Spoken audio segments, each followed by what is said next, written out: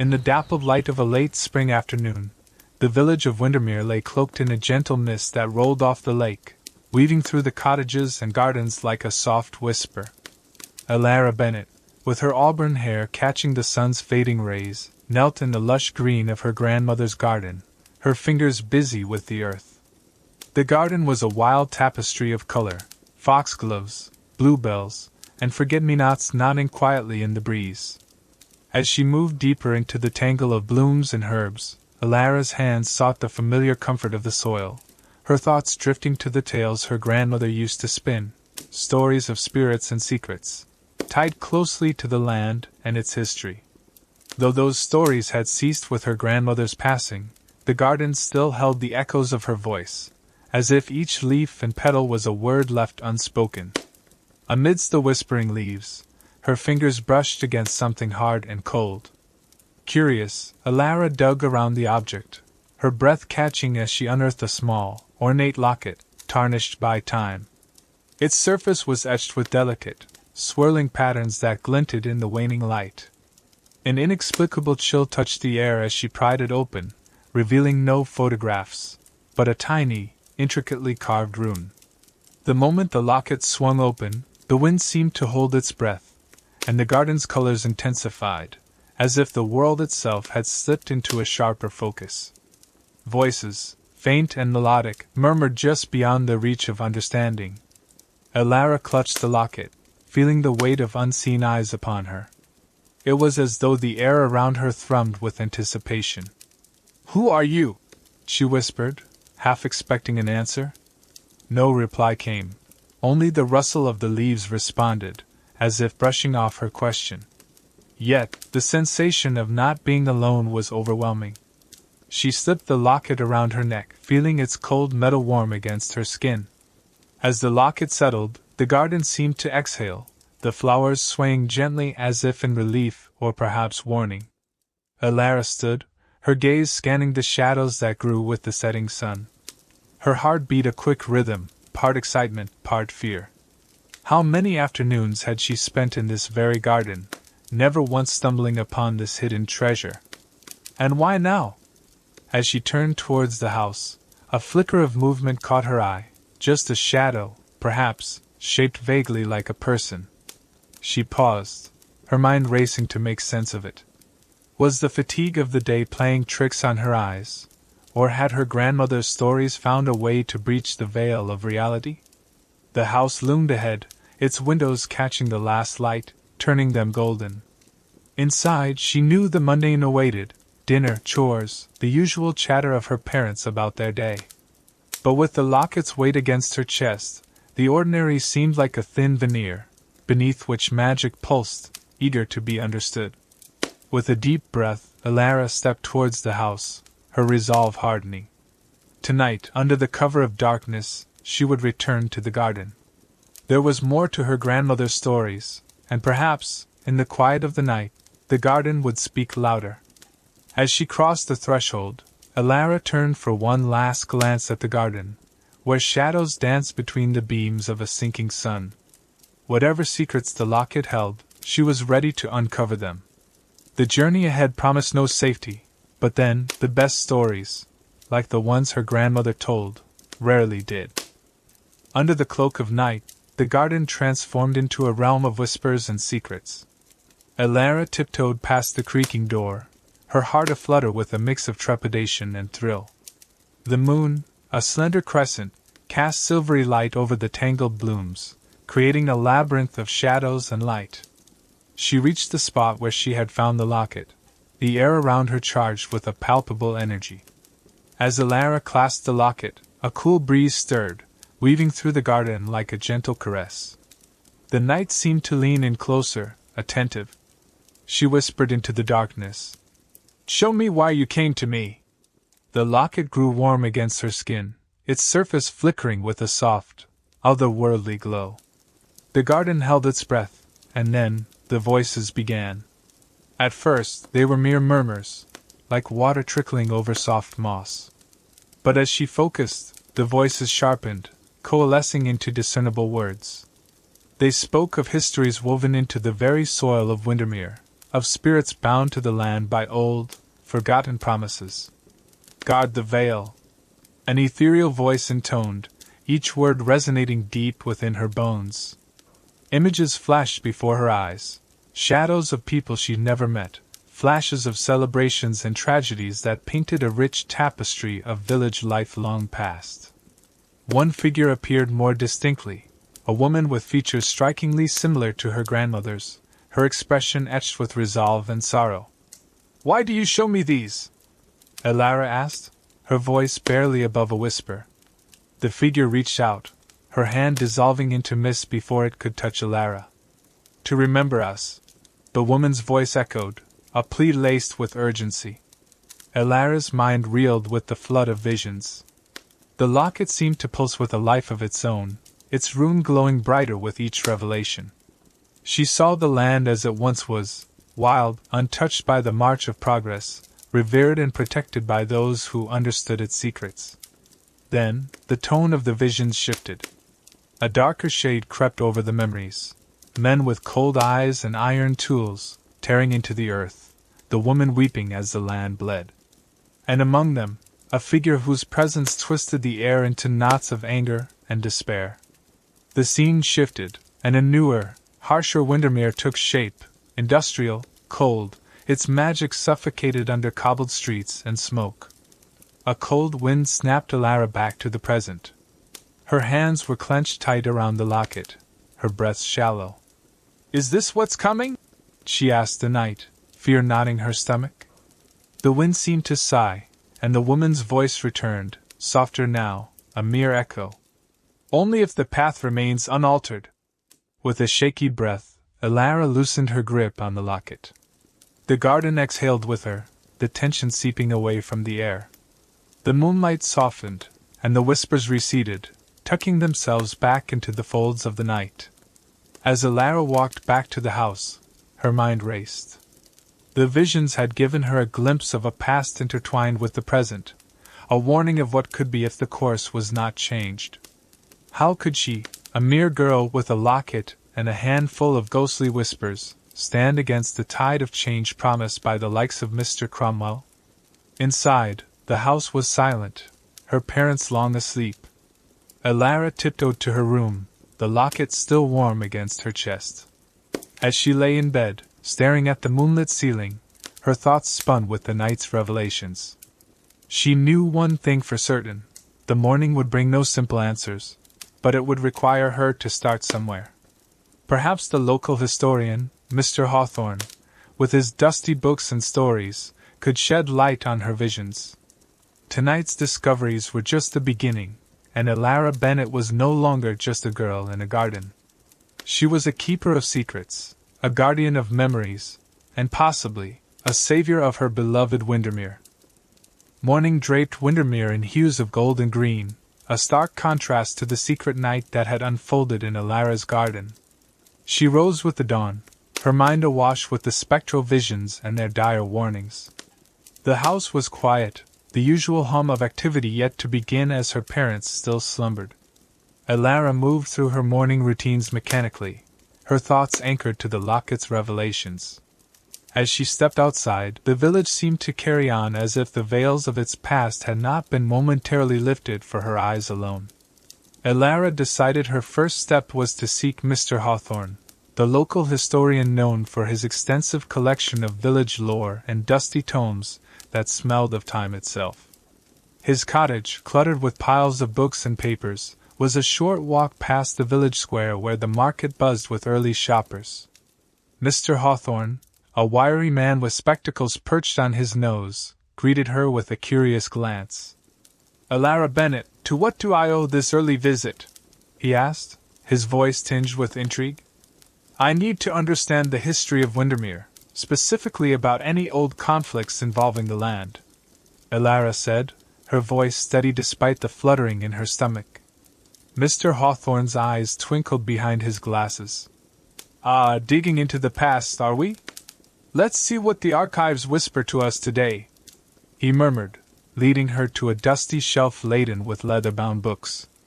As they delved into the historical records, Elara listened intently, piecing together the stories with the images from her visions. They spoke of ancient rites, of custodians who guarded the veil against encroachments, of skirmishes fought with blood and will. Mr. Hawthorne paused at a faded map showing old land boundaries.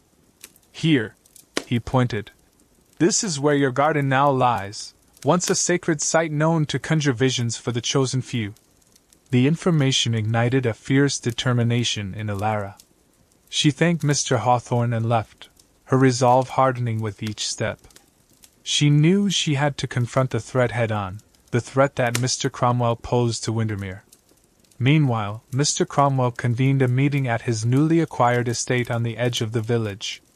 The estate, a stark structure of stone and iron, stood in opposition to the quaint thatched cottages of Windermere. Inside, Cromwell met with his advisors, plans rolled out across a large oak table.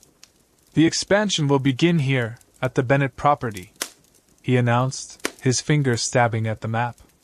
"I will not allow superstitions and old wives' tales to interfere with progress."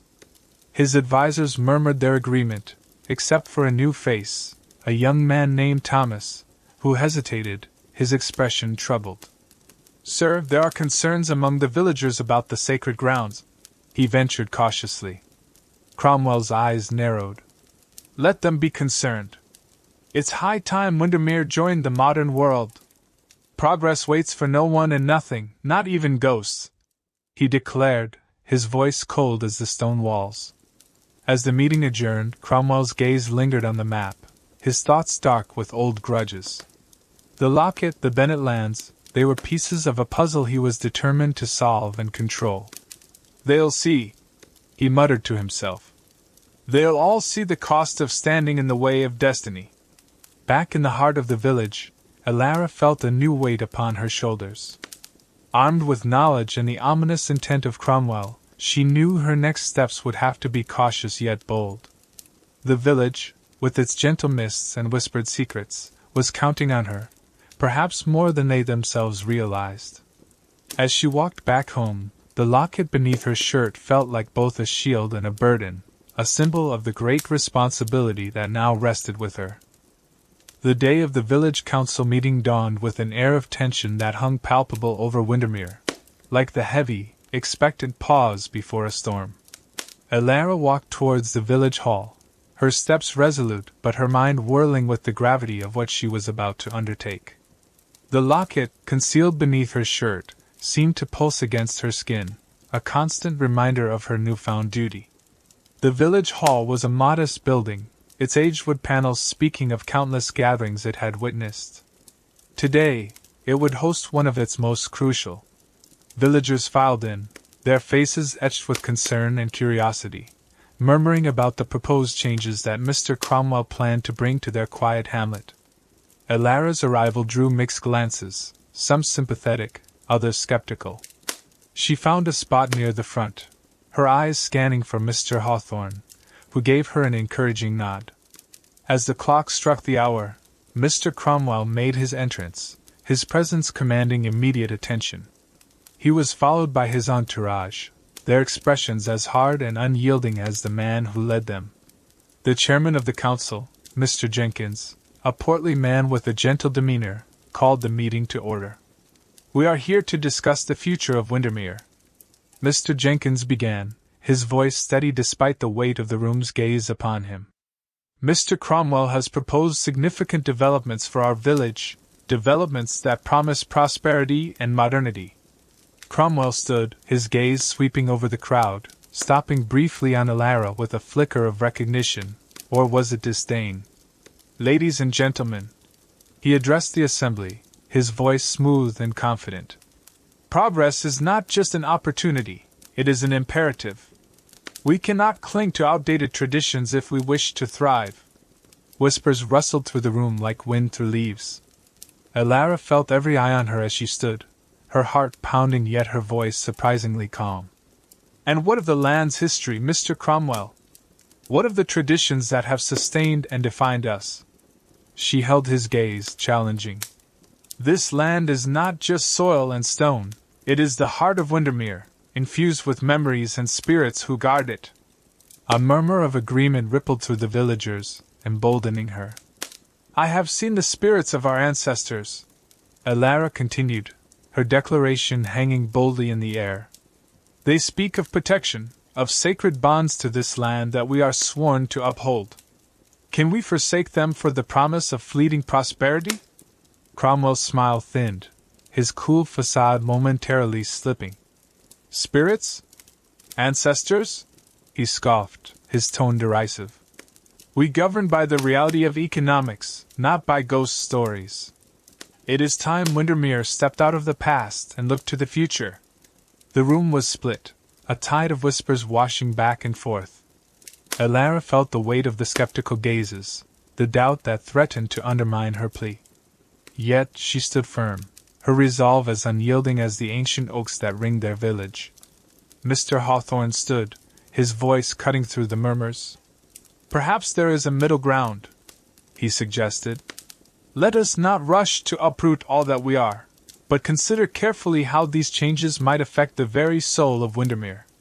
The meeting adjourned with no resolution, the council agreeing to deliberate further. Elara left the hall with mixed feelings, a small victory in drawing support, but the battle was far from over.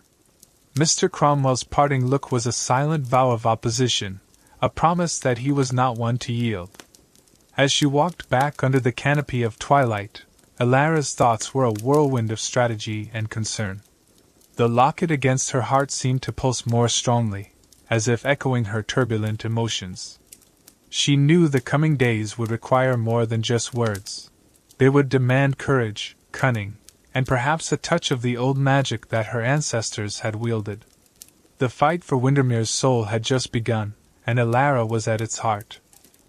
The twilight deepened over Windermere, casting long shadows across the cobblestone paths as Elara made her way back from the contentious council meeting.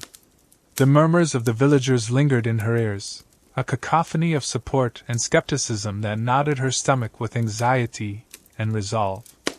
As she walked, her fingers brushed the locket under her shirt, drawing a faint comfort from its steady warmth. Reaching home, Elara found her parents waiting, their expressions lined with concern. "We heard there was quite the debate," her mother said, her voice laced with worry. "Yes, it's true. Cromwell's plans, they threaten everything," Elara replied, sinking into a chair. She shared the evening's events, her parents listening intently. Her father's brow furrowed deeply as she spoke of Cromwell's disdain for the village's spiritual heritage. "We stand with you, Elara," her father said firmly. "This land has been in our family for generations. It's not just land, it's our legacy." Heartened by their support, Elara retired to her room but found sleep elusive. Her mind raced with the need for a strategy, for allies who could help her counter Cromwell's influence. She thought of Mr. Hawthorne, the historian who had stood by her at the meeting, and a plan began to form. The next morning, under a sky brushed with the light strokes of dawn, Elara visited Mr. Hawthorne. She found him in his study, surrounded by ancient texts and artifacts. "Mr. Hawthorne, I need to understand more about the sacred sites and the old rites. We need to prove their significance to everyone," Elara explained, her voice carrying a determination that filled the cramped room. Mr. Hawthorne adjusted his spectacles, his eyes gleaming with a mix of admiration and concern. "My dear, it's a difficult path you choose to tread. But you're right. If we can present undeniable evidence of the spiritual and historical significance of these lands, perhaps we can sway more hearts and minds." Together, they pored over texts and maps, uncovering references to ancient ceremonies conducted on the land, testimonies of elders long past, and tales of spiritual guardians linked to the very essence of Windermere. Each piece of evidence they compiled felt like a small victory, a strengthening of Elara's cause. As the day wore on, another visitor arrived at Mr. Hawthorne's door, Thomas, the young adviser who had hesitated during Cromwell's meeting. His arrival was unexpected, and his face bore the marks of internal conflict. "I've seen how Cromwell operates, and I can't in good conscience support his disregard for the village's welfare," Thomas confessed after some hesitation. "I want to help you," I have access to documents, plans, and communications within Cromwell's team that could be crucial for your fight. Elara regarded him carefully, sensing the genuine regret in his eyes. We welcome any help, Thomas. With your insider knowledge and our historical evidence, we can build a stronger case against the development. With Thomas's help, they began to assemble a dossier of evidence, combining historical significance with the legal and ethical discrepancies in Cromwell's plans.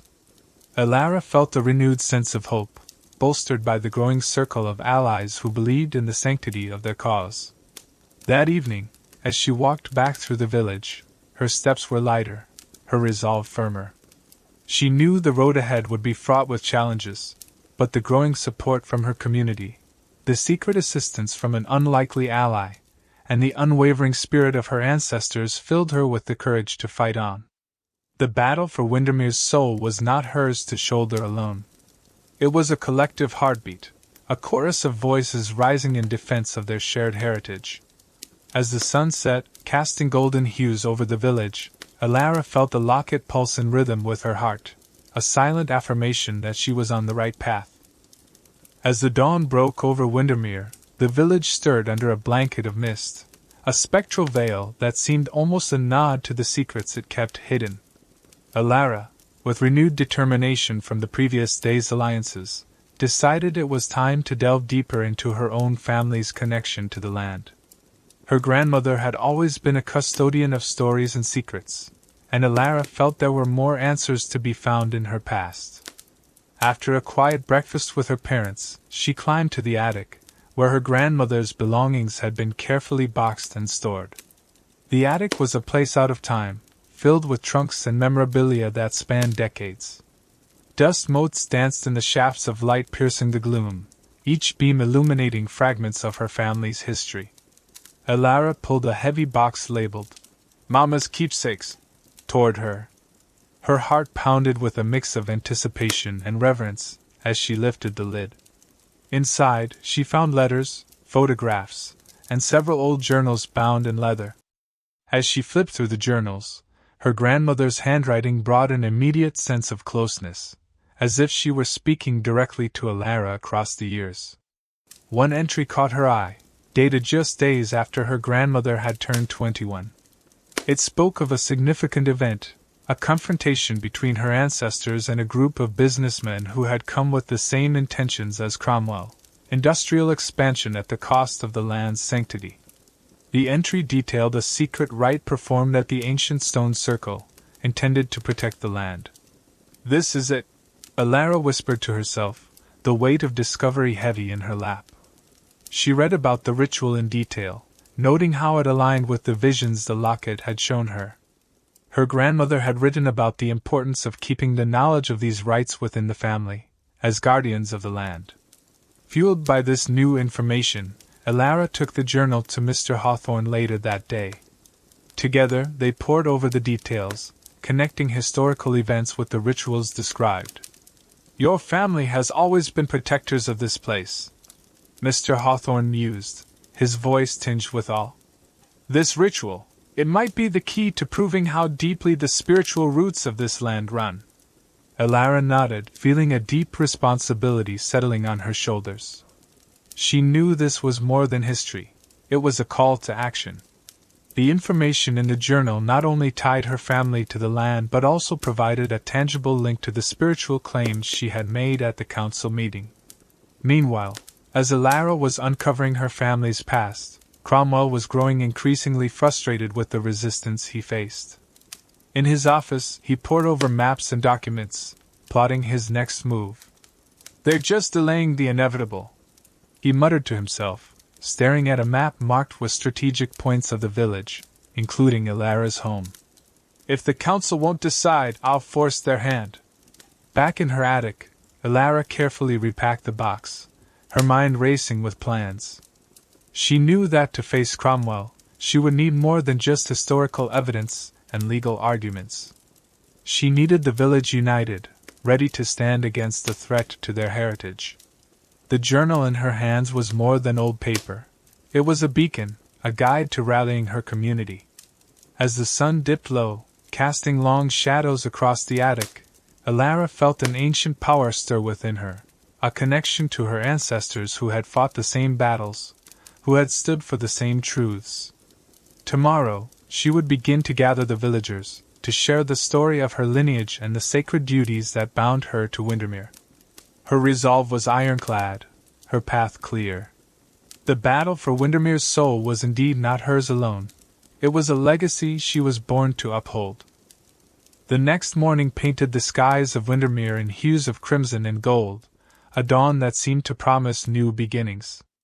Elara awoke with a sense of purpose pulsing through her veins, the locket warm against her skin as if echoing her determination. Today, she would reach out to the spirits of the land, seeking their guidance and blessing as her ancestors once did. With the ancient journal tucked under her arm, Elara made her way to the stone circle on the outskirts of the village. The path wound through the waking forest, where the morning mist lingered like a shroud, muffling the sounds of the waking wildlife and cloaking everything in a silvery veil. The locket seemed to hum softly, a silent companion that reassured her with its presence. As she approached the stone circle, a site of ancient power long respected by her family, the air grew charged, the earth beneath her feet thrumming with a deep, unseen energy. The stones stood like silent sentinels, their surfaces worn and moss-covered, bearing the marks of time and the whispers of millennia. Elara stepped into the center of the circle, laying the journal down before her. She closed her eyes, her heart reaching out to the spirits that lingered in this sacred place. "Ancestors, guardians of Windermere," she called softly, her voice steady despite the fluttering of her heart. "I seek your wisdom and your protection as we face a threat that could sever the ties we have to this land." The wind picked up, rustling through the leaves and grass, swirling around the circle in a gentle caress that felt like an acknowledgement from the unseen. Elara opened the journal, reading aloud the incantations her grandmother had recorded, the words resonating in the air around her with a power she could feel in her bones. As she spoke the last of the ancient words, a profound silence enveloped the circle. Then, softly, almost imperceptibly, a warmth spread through the ground, the stones of the circle glowing faintly as if lit by an inner light. The air shimmered, and for a moment, Elara thought she saw figures, ethereal and translucent, standing between the stones, their faces kind and strong, mirroring the determination in her own heart. "Thank you," she whispered, her voice choked with emotion. The figures faded, but the feeling of support, of not being alone, remained.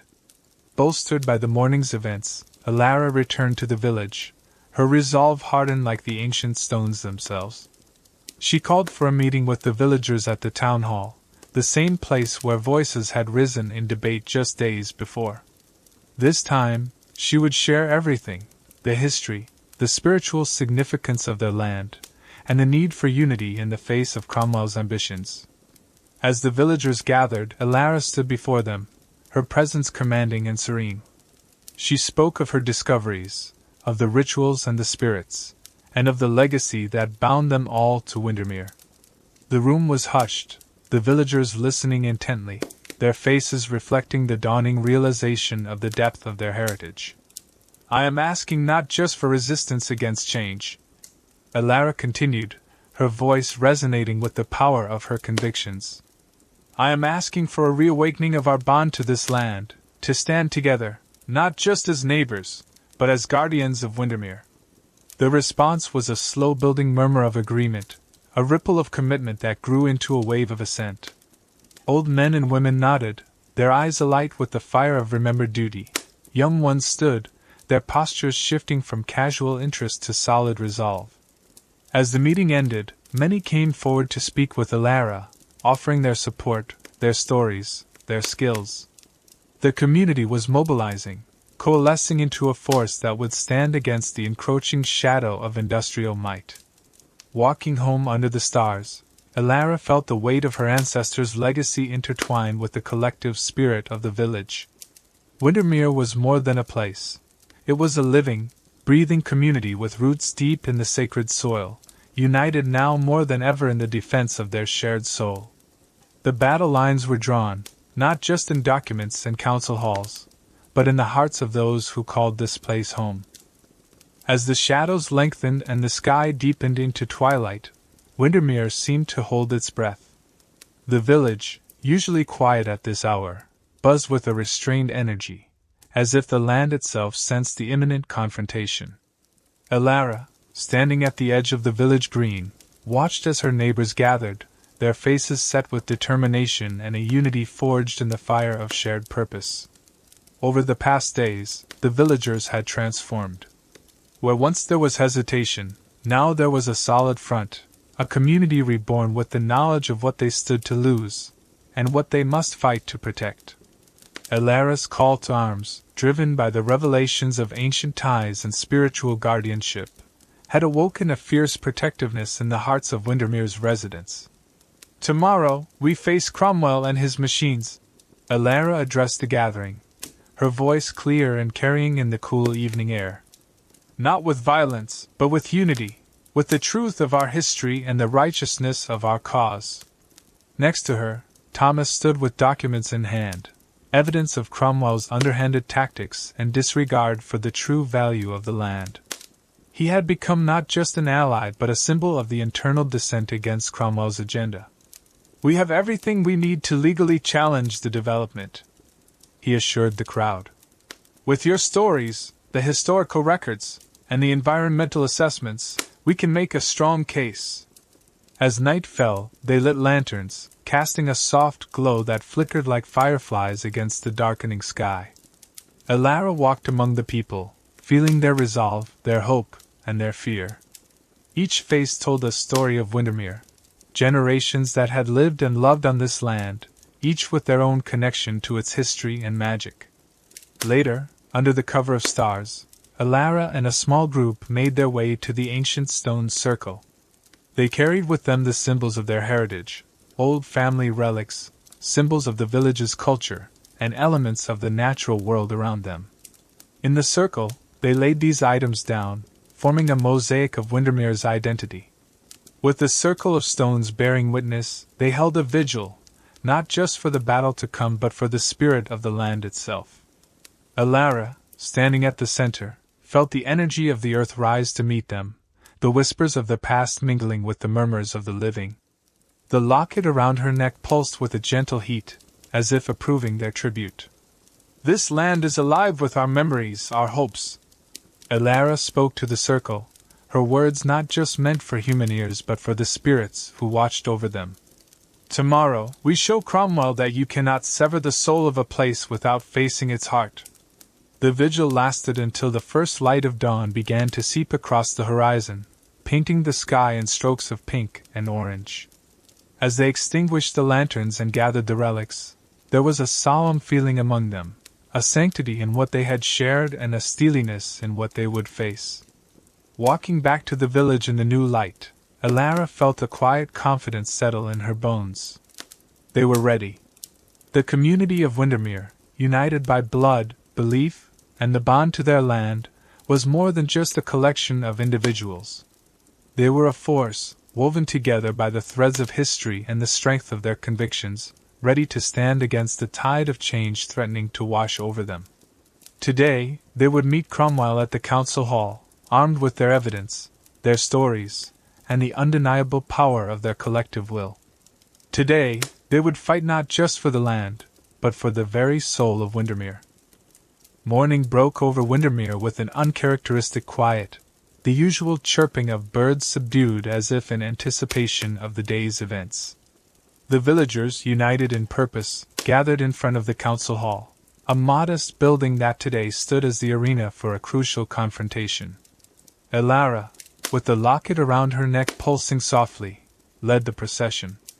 Her eyes were resolute, reflecting the early morning light that turned them into pools of determination.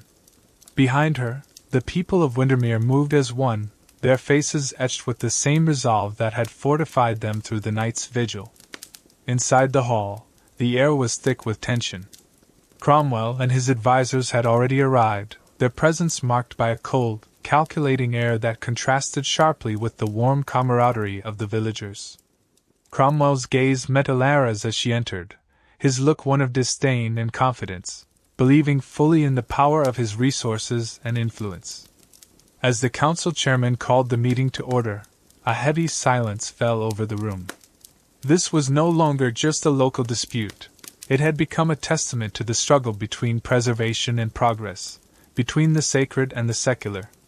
Elara stepped forward, the ancient journal in her hands. "We stand here today not to deny the need for progress," she began, her voice steady and clear, "but to defend the essence of what makes Windermere unique. This land holds the history and spirit of generations past, and we have come to show that these are not mere tales, but the very fabric of our community." Thomas, standing beside her, unrolled the documents they had prepared, legal arguments, environmental reports, and the historical data they had gathered. "We have evidence of Mr. Cromwell's disregard for both legal and ethical considerations in his push for development," Thomas declared, his voice firm, bolstering Elara's heartfelt plea with hard facts. Cromwell scoffed, rising to his feet. "You speak of spirits and history as if they are tangible," he countered with a sneer.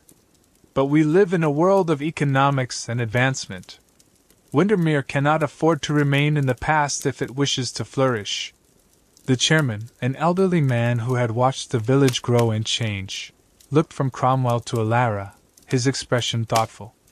The room waited in bated breath as he considered the arguments laid before him. It was then that Elara took a bold step. She approached the council, extending the locket.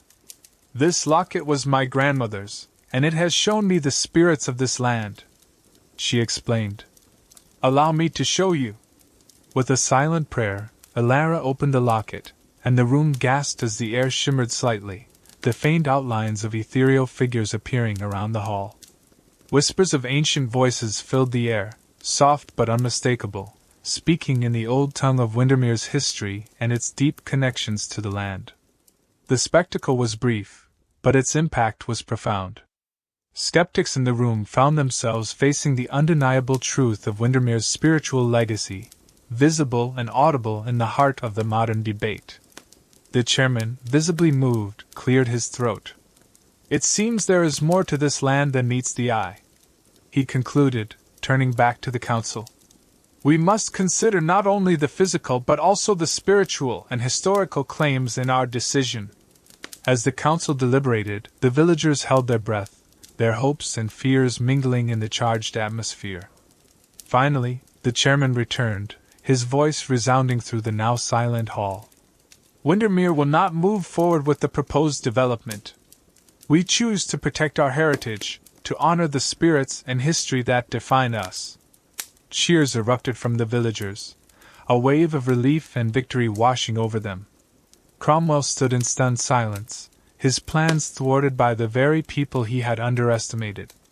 As they exited the council hall, Elara felt the weight of her ancestors' locket against her chest, not just as a relic, but as a symbol of their victory.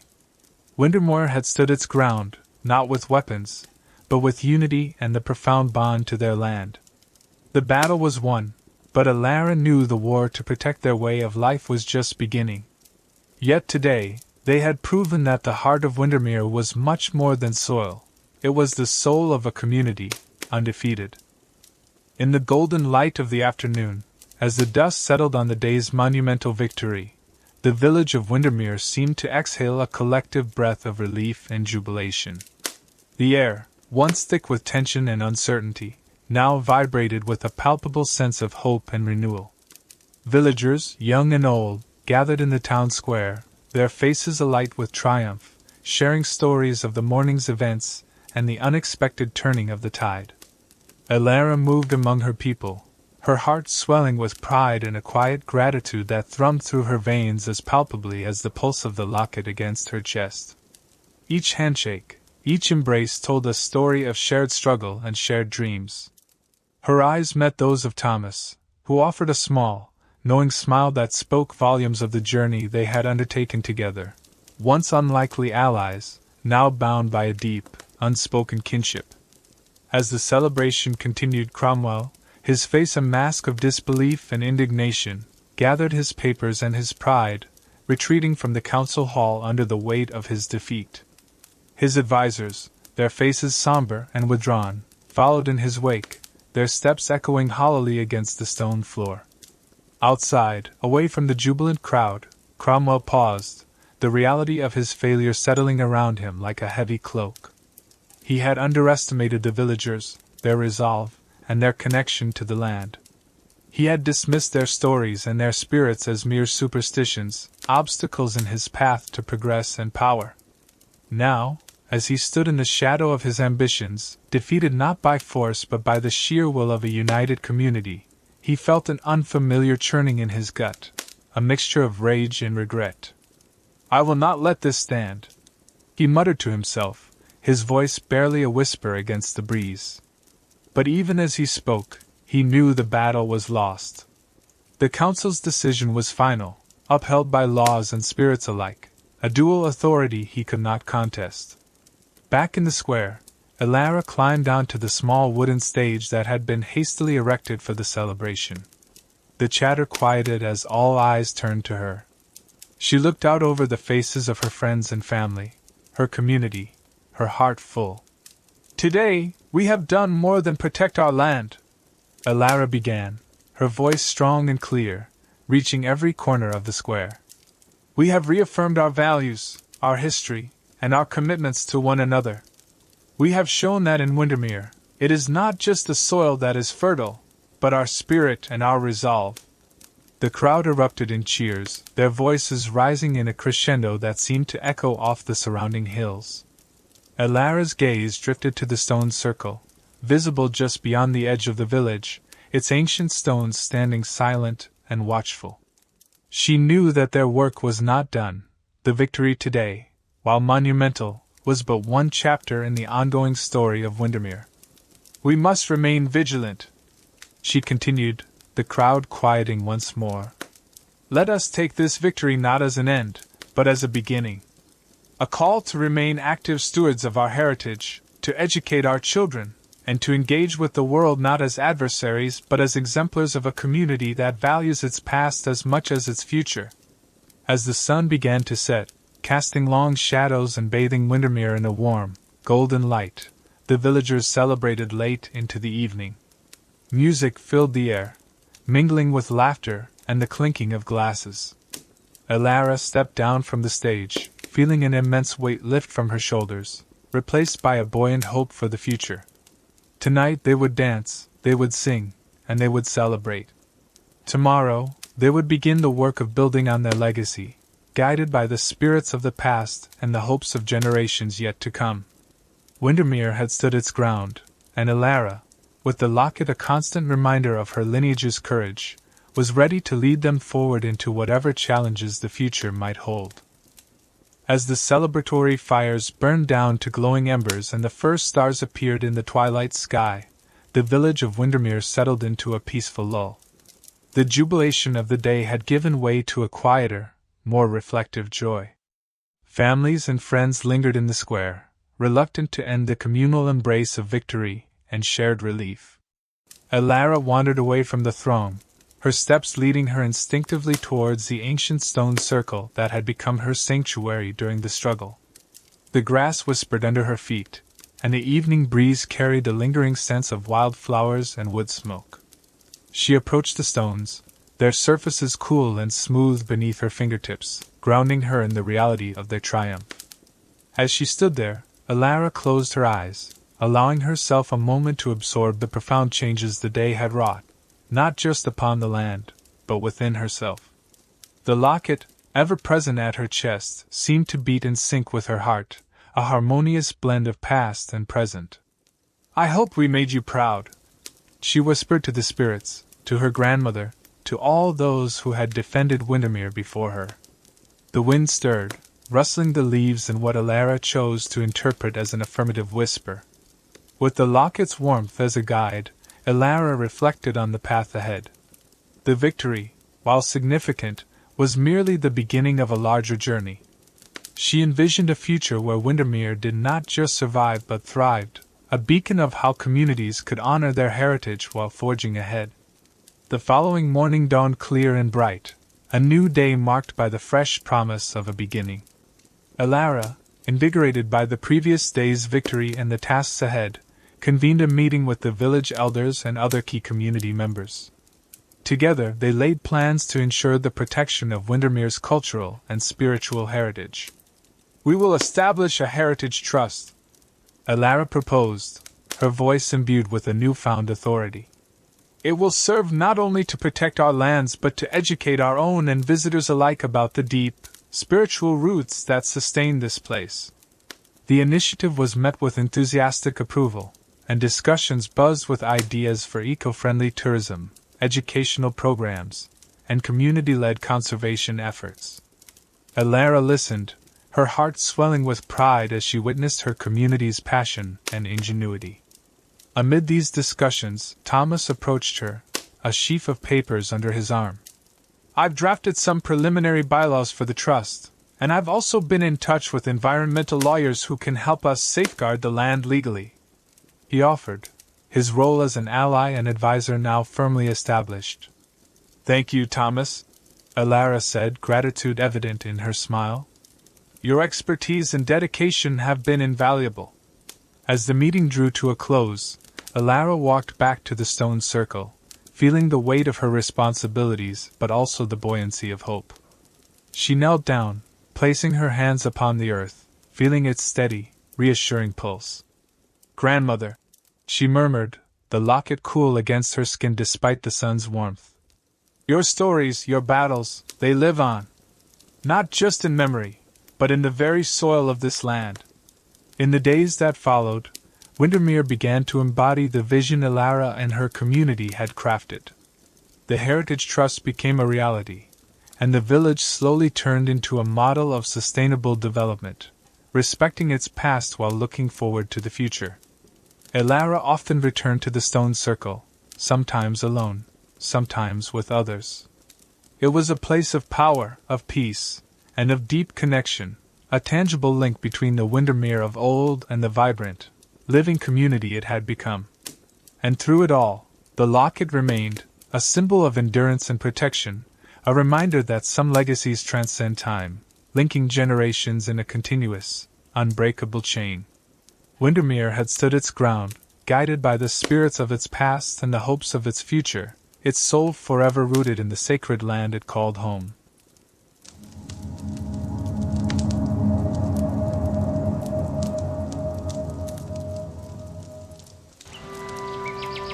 Thank you for sharing a moment of your day with me. Don't forget to like and subscribe. Really helps a lot. If you don't, well, I'll still love you. Thanks for stopping by.